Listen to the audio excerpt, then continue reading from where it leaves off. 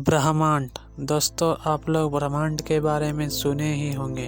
क्या आप जानते हैं कि ब्रह्मांड का अंतिम छोर कहाँ तक जाता है? तो चलिए दोस्तों, इस यात्रा को आरंभ करते हैं। हमारी पृथ्वी इस ब्रह्मांड में चट्टानों की तरह घूमता हुआ एक कण है, जो हमारे मिल्की में घूमते हुए एक गैलेक्सी का अंग है। ये हमारा घर है पृथ्वी, सुख सुविधाओं से भरपूर एक आरामदायक ग्रह। एक बार दिनचर्या के कामों को छोड़कर आकाश की ओर देखिए।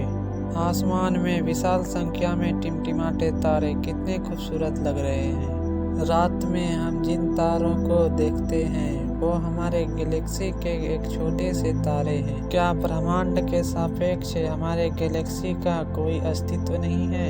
तो चलिए दोस्तों, पृथ्वी से ब्रह्मांड के अंतिम छोर तक की यात्रा आरंभ करते हैं। तो अपनी सीट बेल्ट बांध लीजिए, पृथ्वी की सतह से उड़ान भरते हैं और ब्रह्मांड के अंतिम छोर तक चलते हैं। जैसे जैसे हम पृथ्वी की सतह से ऊपर उठते हैं, वैसे ही पृथ्वी की सतह ब्लू स्फीयर की तरह दिखने लगी है। यह है इंटरनेशनल स्पेस स्टेशन। ये इंसानों द्वारा स्पेस में बनाया गया सबसे बड़ी चीज़ है। ये 27,580 किलोमीटर की रफ्तार से पृथ्वी के चक्कर काट रहे हैं। जैसे ही हम इंटरनेशनल स्पेस स्टेशन से आगे बढ़ते हैं तो हमें इंसानों द्वारा बनाए गए ये दिखाई देते हैं सैटेलाइट। अंतरिक्ष में इंसानों द्वारा भेजी गई हजारों सैटेलाइट हैं जो पृथ्वी के चक्कर काट रहे हैं। सैटेलाइट के अंतरिक्ष में जाल सा बिछा है। चलिए और ऊपर चलते हैं। इतने ऊपर से पृथ्वी का नज़ारा तो देखिए, कितना खूबसूरत लग रहा है नीला ग्रह। अब हम चंद्रमा में पहुंच चुके हैं। चांद के पास इसकी सतह पर लाखों एस्टेरॉयड गिरे हैं, इसलिए इसकी सतह पर बड़े बड़े गड्ढे हैं। हम लगभग अपने घर से 4 लाख किलोमीटर दूर हैं और चंद्रमा से हमारी पृथ्वी कुछ इस प्रकार दिखती है। चलिए अंतरिक्ष में एक लंबी छलांग लगाते हैं। हमारे सौरमंडल का सबसे चमकीला ग्रह वीनस, इसको पृथ्वी की छोटी बहन भी बोली जाती है। ये ग्रह रॉकी प्लैनेट है, जबकि ये ग्रह नरक के समान है, क्योंकि इस ग्रह पर होती है भयंकर बारिश, पानी की नहीं बल्कि एसिड की। हमारे सौरमंडल का एकमात्र ग्रह वीनस, जहां सबसे ज़्यादा ग्रीन हाउस प्रभाव होता है। यही कारण है कि शुक्र ग्रह हमारे सौरमंडल का गर्म ग्रह है।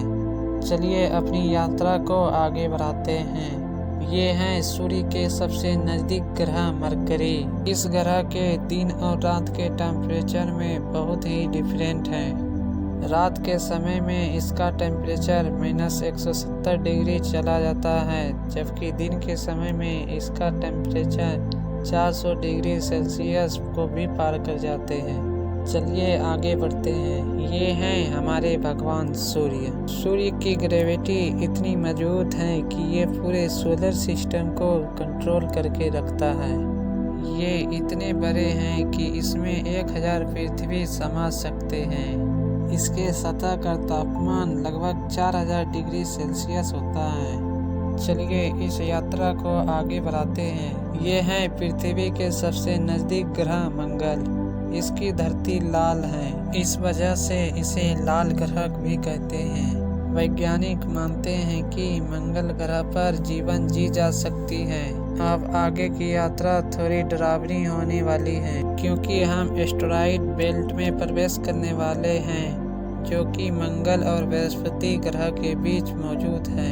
इसमें हैं बड़ी बड़ी चट्टान। ये चट्टान आपस में मिलकर एक नए ग्रह का निर्माण कर सकते थे, लेकिन एक विशाल शक्ति ने ऐसा होने ही नहीं दिया, जुपिटर की शक्ति। जुपिटर ये सौरमंडल का सबसे बड़ा ग्रह है। यह एक गैसीय ग्रह है। जब हम इसकी सतह पर नीचे उतरते हैं तो हम इसके अंदर ही चले जाएंगे। अपनी यात्रा को आगे बढ़ाते हैं। ये हैं शनि ग्रह। शनि ग्रह के छल्ले, इसी के कारण शनि ग्रह खूबसूरत दिखते हैं। ये हैं यूरेनस। यूरेनस और नेपच्यून के बारे में कोई भी जानकारी नहीं थी, जब तक कि टेलीस्कोप का आविष्कार नहीं हुआ था। हमारी सौर व्यवस्था का आखिरी प्लैनेट है नेपच्यून। हमारा सोलर सिस्टम बहुत बड़ा है।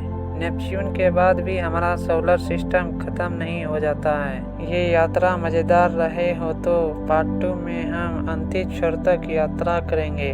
वीडियो अच्छी लगी हो तो लाइक करें और चैनल को सब्सक्राइब जरूर करें। मिलते हैं अगले वीडियो में, तब तक के लिए जय हिंद।